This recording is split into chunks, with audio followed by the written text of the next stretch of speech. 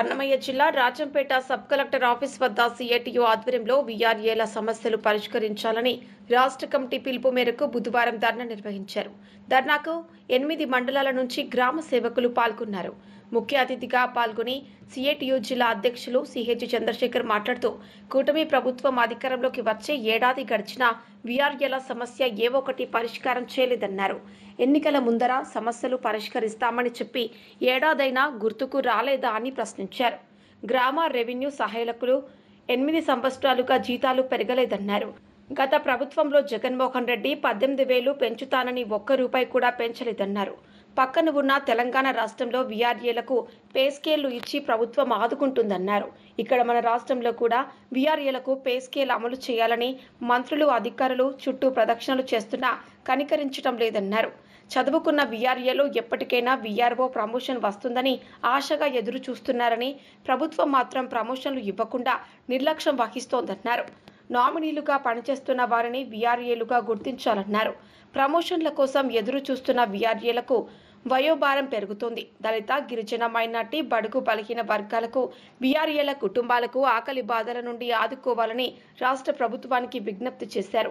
పెరిగిన ధరలకు అనుగుణంగా వీఆర్ఏలకు పే స్కేల్ అమలు చేయాలని, కనీస వేతనం 26,000 ఇవ్వాలని డిమాండ్ చేశారు. అటెండర్, నైట్ వాచ్మెన్, డ్రైవర్లు ప్రమోషన్ల శాతాన్ని 20 నుండి 70% వరకు పెంచాలని, అక్రమ డ్యూటీలను రద్దు చేసి అర్హులైన వీఆర్ఏలకు అటెండర్, నైట్ వాచ్మెన్గా ప్రమోషన్లు ఇవ్వాలని డిమాండ్ చేశారు. సిఐటియు జిల్లా ఉపాధ్యక్షులు చిట్వేల్ రవికుమార్ మాట్లాడుతూ కనీస వేతనం అమలు చేయకుండా గౌరవ వేతనం పేరుతో 10,500తో వెట్టి చాకిరీ చేయిస్తున్నారని విమర్శించారు. తల్లికి వందనం, సంక్షేమ పథకాలు అమలు చేయాలన్నారు. నామినీలను రెగ్యులర్గా గుర్తించాలన్నారు. ఇట్టి స్థలము, భూములు ఇవ్వాలని జీవో ఉన్న అమలు చేయడం లేదన్నారు. రాష్ట్ర ప్రభుత్వం పోరాడి సాధించుకున్న 8 గంటల పనిని 10 గంటలకు రాష్ట్ర ప్రభుత్వం, కేంద్ర ప్రభుత్వం 12 గంటలకు పెంచడం కార్మిక వ్యతిరేకమన్నారు. దీనికి నిరసనగా జూలై 9న సార్వత్రిక సమ్మె చేయాలని పిలుపునిచ్చారు. కార్యక్రమంలో వ్యవసాయ కార్మిక సంఘం జిల్లా కార్యదర్శి పంది కల్లమణి పాల్గొని న్యాయమైన సమస్యల కోసం సంపూర్ణ మద్దతు ప్రకటిస్తున్నట్లు తెలిపారు. వీఆర్ఏ రాజంపేట డివిజన్ అధ్యక్షులు మధు, ప్రధాన కార్యదర్శి కొరుముట్ల సుధాకర్ పాల్గొని ప్రసంగించారు. డివిజన్ ఏవో సూపరింటెండెంట్ శ్రీధర్ గారికి సమస్యతో కూడిన వినతి పత్రం ఇవ్వటం జరిగింది.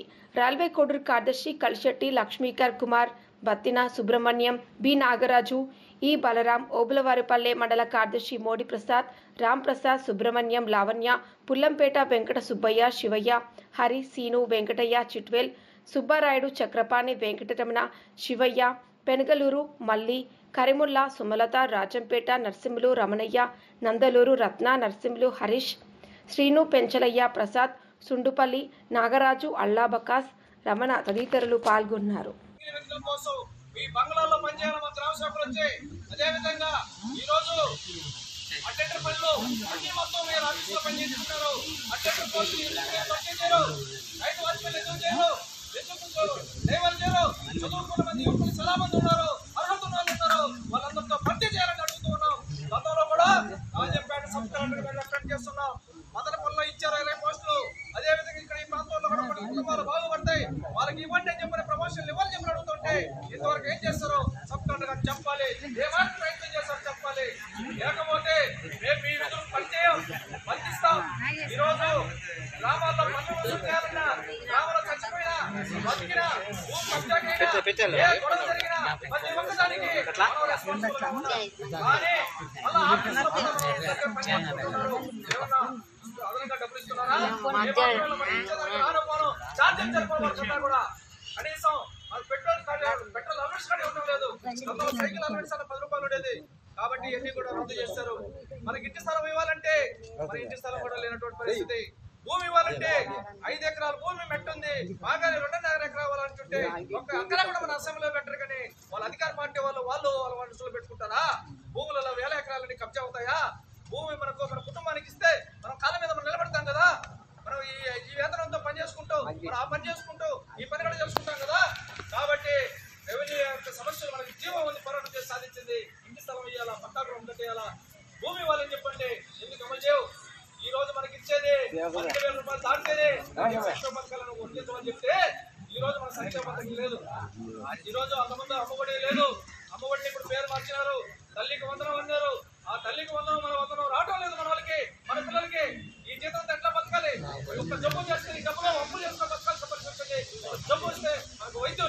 ఖాళీగా ఈ ఆరోగ్యశ్రీలు పనిచేయడం లేదు, ఆపరేషన్ చేయడం లేదు, నాశనక వైద్యం చేస్తున్నారు, కార్పొరేట్ హాస్పిటల్ బాగుపడుతున్నారు, ప్రభుత్వ హాస్పిటల్ నాశనం చేశారు.